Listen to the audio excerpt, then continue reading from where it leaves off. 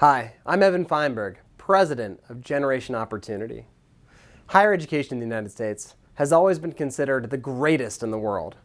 But in recent decades, our colleges and universities have stagnated. Throughout the past century, college enrollment in our country has steadily increased. Until now, for the first time in over 65 years, fewer and fewer Americans are enrolling full-time in a college or a university. Why?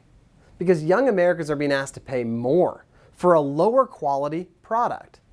The average cost of college has increased over 500% since the mid-1980s. That means it is 5 times as expensive for us to go to college as it was for our parents. The average graduate has $30,000 in debt. Why? Why is college so expensive? Well, there's really 2 key reasons. The government is regulating it and paying for it, which is raising the price. And 2, innovation is stifled by the unholy alliance of the status quo, big education institutions, and politicians who seem to only care about their re-election. Really, to understand the source of the problem, we've got to go back a few years.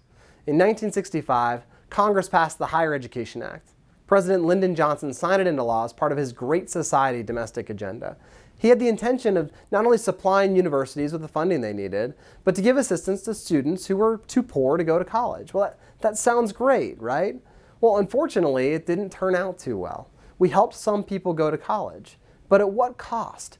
Every young college student today is being held back for years because of the unintended consequences of these policies. Look, even the most tightly regulated industries don't go up 500%. But think about it. If the government were to give everyone in America $100 to buy an iPhone, and you're running Apple, what are you going to do? You're going to raise the price by $100. iPhones will be $100 more expensive. And that's what colleges and universities are doing. For decades, we've been sending a powerful signal to colleges and universities that we'll pick up the tab if you can't by guaranteeing everyone's student loans. And it just got worse because the government took over the entire student loan industry as part of Obamacare. And it was just a way to pay for increased healthcare benefits by taking your student loan dollars. But overall, government dollars are merely being sucked up by colleges and universities, not making college more affordable. But more alarmingly, as the government continues to put more and more resources into higher education, we see a very real college industrial complex forming. What do I mean by that?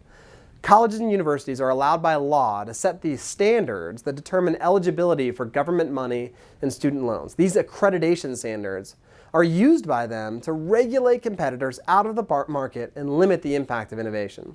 Politicians are all too happy to comply, as these special interests help them get reelected. Right now, we're seeing new innovations in higher education, like massive online courses coming to our universities, where one professor can reach a much higher volume of students at a fraction of the costs. Other less traditional means to higher education, including 2-year apprenticeship programs and other technological solutions, are making education better and cheaper. Unfortunately, fresh ideas like this, while they should drive down the cost, aren't. The education industrial complex, the accreditation process, is keeping innovative solutions like this out of the market and making these traditional options cost more.